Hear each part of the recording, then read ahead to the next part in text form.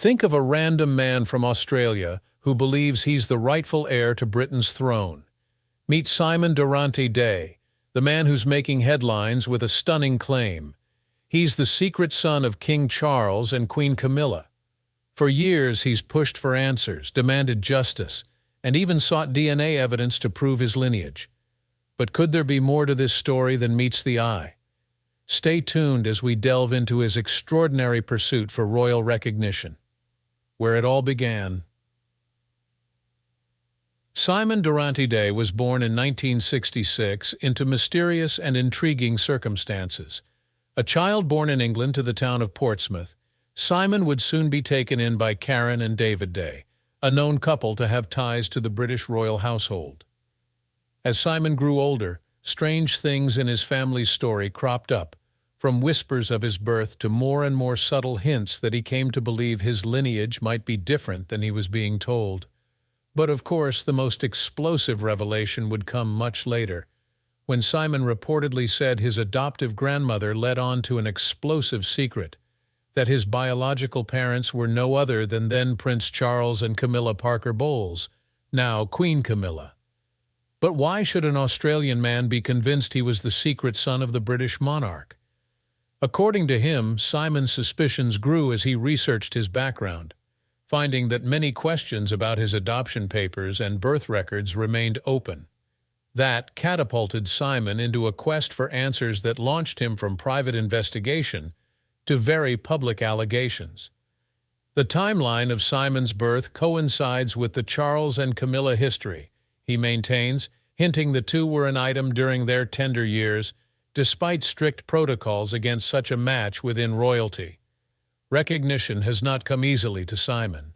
His initial approach to the royal family, in fact, fell on deaf ears, a silence that to Simon was as loud as a statement. He thus took it to be one massive cover-up, a theory that kept growing with every letter being ignored and the phone call not returned. Durante Day's claims have fallen short of open arms from the monarchy at large and much of the public. However, he does not let that daunt him. Every unasked question stands as testimony to some hidden truth that waits to be unraveled for him. Determined to get legitimacy, Simon started putting together whatever information he could about his so-called parentage.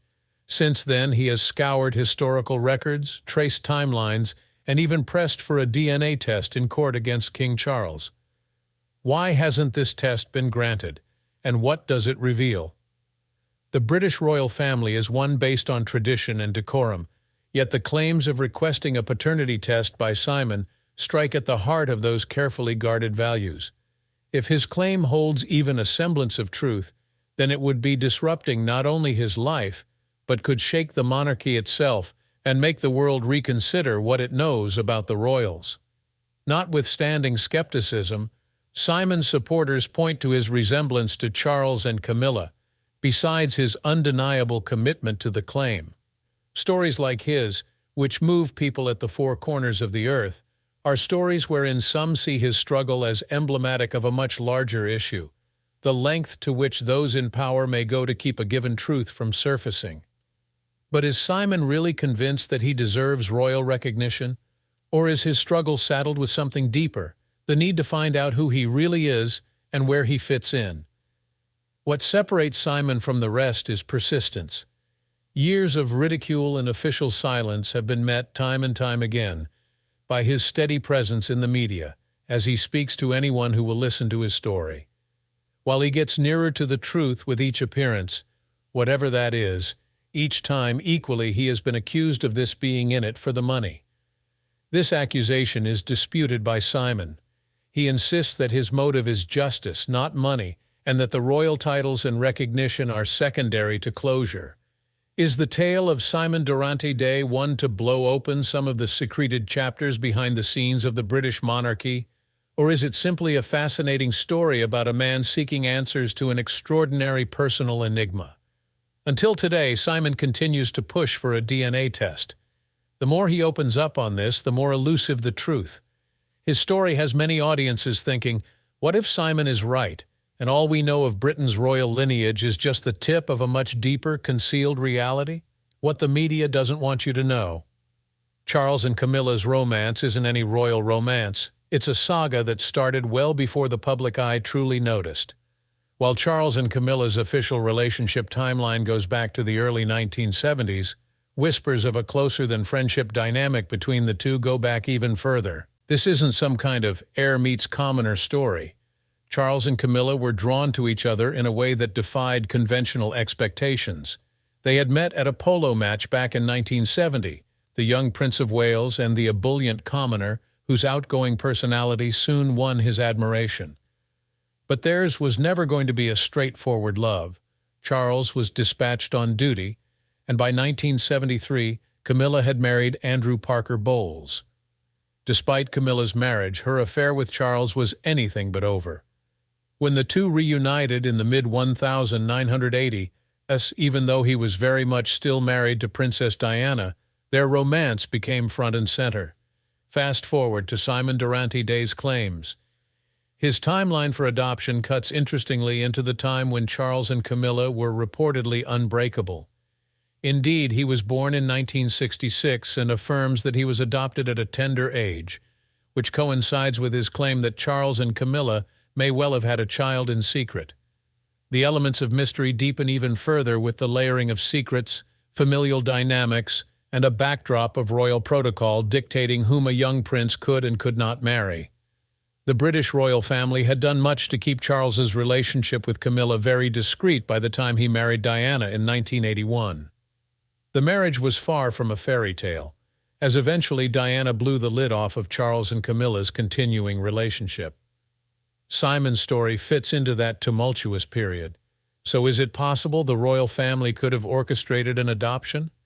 It is the question on many people's minds, and Simon's persistence has really left the world guessing in a belief that he really could be that long-kept secret. Simon's quest for a DNA test.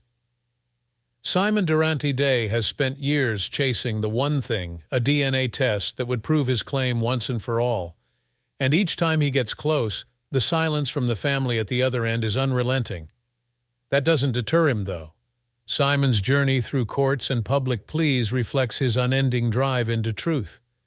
He took every legal means to stand for himself, even going to the courts in the UK. These courts gave him the utmost resistance. However, this man, Simon, who had been refused again and again, did not lose his determination. But why has the royal family sidestepped Simon's request? For starters, a DNA test would come with major consequences, not just for Simon, but for the monarchy as a whole. Imagine what would trickle down to the public if, in fact, Simon's claims were true. It would be a spotlight shed upon certain aspects of the lives of the royal family that are best left in the back of the closet, raising questions about legacy, secrecy, and procedure. Outside the palace walls, Simon has been swept along on a tide of media coverage, with adherents championing his cause and doubters branding him an attention seeker. But one question still lingers. Why has one clear answer not come from within the monarchy? To outsiders looking on, this can only add mystery to mystery. As Simon himself has pointed out, if there's nothing to hide, why not take the test and put the rumors to bed? The question that it has left hanging in the background has kept Simon's fight on the front pages, provoking heated debates over the role of the royal family in shaping the narrative about his claims. Believe or not, Simon's story, one thing is as clear as crystal. Through its dumb, grim silence, the monarchy has only fanned curiosity, leaving the world to wonder what more secrets they may be keeping. The mystery everyone is talking about. Simon Durante Day's journey from obscurity to the subject of international intrigue has relied not only on his persistence, but also on the convincing pieces of proof which he and his believers deem incontrovertible. The supposed physical likenesses form the backbone of this conspiracy. Simon has posted many side-by-side pictures of himself and his children, along with members of the British royal family displaying similar facial structures. Many of these pictures, most especially comparing his son to a young Queen Elizabeth, are so uncanny that many onlookers believe these similarities can't be explained away as a coincidence. Whether these likenesses hint at something deeper or not, Their effects have raised eyebrows and debate among his followers, most of whom strongly believe that Simon's story is more than a shred of truth. The other deeper dimension of the story of Simon is with regard to his adoption. The adoptive grandparents, according to Simon, had worked in the royal household during the 1960s and 1970s, when Charles and Camilla were young adults. Simon first learned of his royal lineage from his grandmother. Simon says she told him that he really was the biological son of Prince Charles and Camilla, affording him what he apparently thinks will be a direct link to the crown. His claim has varied in rejection and acceptance, but the thought that his parentage could have been some sort of royal secret sets the minds of people across the globe racing, with eternal questions about aristocratic secrets and what all this might mean for today's monarchy. Simon's story extends past photos and family accounts to social media, where a growing pool of supporters follows each and every one of his movements. The frequent information updates, court battles, and media interviews that he provides to his followers create in their minds a form of loyalty towards his cause. Many insist that Simon's story is not of royal intrigue, but more related to his rights to know who he is biologically. These are followers who, by and large, frown upon the closed nature of the royal institution and sympathize with Simon's fight against a system that, in their opinion, epitomizes a lack of transparency and accountability. If anything, Simon gains credibility for having taken his case to the courts, seeking a paternity test through legal means. This has kept his story in the limelight, adding a whole new dimension of speculation by the onlooker as to when, if ever, the DNA test might provide concrete evidence. The legal tussle has strengthened the belief of his followers in his cause and the admiration for his fight against the might of an institution like the British monarchy. Simon's odyssey has struck a chord with anyone who believes in fighting the good fight against insurmountable odds. What started as a personal mystery became a very public crusade for the truth. Indeed, with each court appearance and every new interview, Simon creates a constituency, the same kind that does not see him at all as some sort of outsider against an institution commonly viewed as secretive.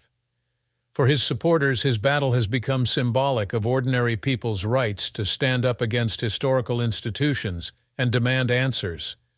The persistence of Simon's online support network has continued to push his claim into public consciousness, keeping the royal family under a level of scrutiny that many argue would not exist without Simon's revelations. Whether Simon's evidence will reveal a hidden chapter in the history of the royal family remains to be seen. What is certain, though, is that his claim has sparked off a mystery that has engulfed the world. Every picture, every court filing, and every word from Simon sharpens the mystery on whether there was more to Simon's story than met the eye. What you didn't know about royal image and legacy. The public image of the British monarchy has been chiseled literally over the centuries.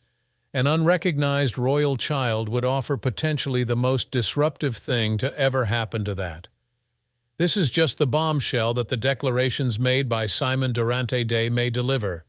The monarchy, as it stands today, is wrapped in tradition built on a narrative very carefully maintained in order to bind the United Kingdom together. If Simon's claims were found to be true, the fallout would be huge, not only for Simon but also for the very reputation and legacy of King Charles and all his descendants. Since his accession to the throne, King Charles has worked hard to modernize the monarchy, trying to bring it more into step with modern values and attitudes.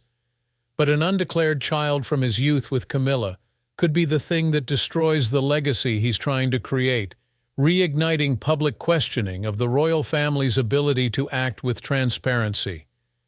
It is more than DNA or biological links.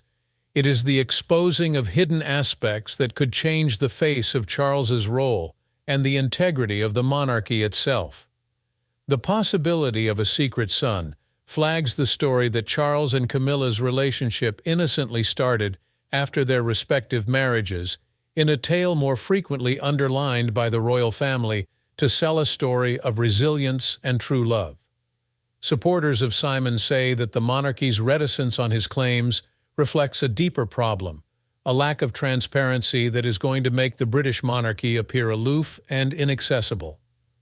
While Buckingham Palace has traditionally taken a no-comment stance, this silence may backfire and raise questions among those who are starting to believe there might be a real connection.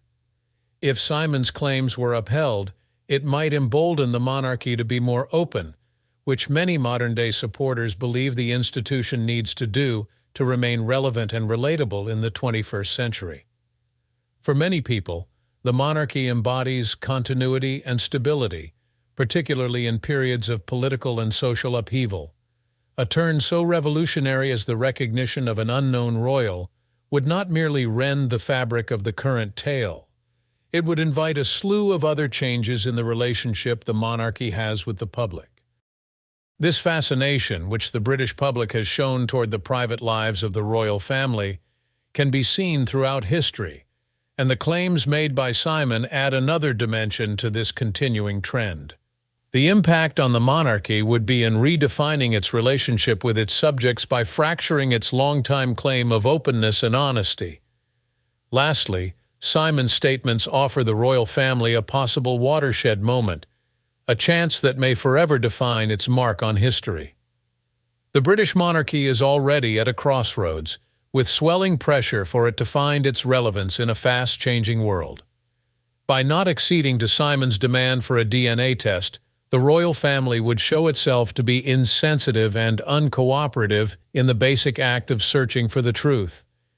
This perceived reluctance to confront such claims could weaken the monarchy's position, especially as younger generations call for more openness and accountability in all public institutions, including the royal family. With the advent of social media, the hitherto private affairs of the royals are now justifiably open to global debate, and Simon's is a case in point of how much public opinion counts. How the royal family reacts to these calls for truth and transparency is going to determine much of its enduring legacy, and if indeed Simon is their blood brother, how they choose to embrace or disown him. The stakes are then high, as Simon's journey is no longer one of personal discovery, but one that challenges the very image of the British royal family itself. Simon's fight for justice or fame. The motivations of Simon Durante Day have been endlessly debated. Is he driven by a genuine quest for truth, or could he be seeking a brush with fame? To Simon, his is a story of identity, of a search to find his roots and claim the legacy he believes is rightfully his. His persistent call for a DNA test is framed as an effort to resolve a painful mystery about his birth. In his words, this is not about scandal. It's about peace of mind and proving his family connection. To supporters, Simon represents an ordinary man standing against an extraordinary institution, undaunted by the power and prestige of monarchy. But not everyone buys into Simon's pure motives. Critics question the timing and public nature of this crusade. Others say his approach, going to the media, posting on social platforms, and holding press conferences, sounds very much like someone famished for fame, not closure. They comment that in today's media world, royal scandals are the motor of attention, and by placing himself on the same side as the British monarchy, Simon may seek not only the truth but also the limelight. In the eyes of some critics, his repeated appearances in the media and public statements are tactical moves to stay in the limelight rather than a sincere attempt to contact the royals behind closed doors. But Simon's supporters counter that he's only going public because he feels ignored by the royal family, who have refused his demands for a DNA test. They argue that Simon has no other option but to appeal to the court of public opinion. They see his public laments as evidence of his commitment because, in the face of criticism, legal hurdles, and the publicity that always follows, he continues his quest. To those supporters, Simon's willingness to suffer public vilification is a guarantor of the authenticity of his impulses. Another view, Simon's motives could be somewhere in between, a mix of personal and practical goals. Coming forward publicly gives Simon's story legs, raising its profile and creating a powerful platform for his message. Rather than presenting the truth-seeking, meets-ready utilization of media in a simplistic way, it adds complexity to his narrative. Is Simon just milking the resources available to him in a media-conscious age, Or does his pursuit of public exposure hint that there's more to his story than meets the eye? Ultimately, the question of what Simon really wants remains open to interpretation. His journey touches on very universal themes, identity and belonging, while drawing us into a royal mystery that refuses to fade. Whatever Simon's motivations may be, there is one thing that is absolute. His story has grabbed the world's attention, challenging each of us to wonder what's beneath the royal surface. So what do you think about Simon Durante's story? Could his tale be one of the greatest royal mysteries of our time, or is it simply a case of wishful thinking? With so many unanswered questions, Simon's story invites us to wonder, is there more to Britain's monarchy than we've been led to believe? Join the discussion below and share your thoughts on this captivating enigma, because in the end, the mystery might be just beginning.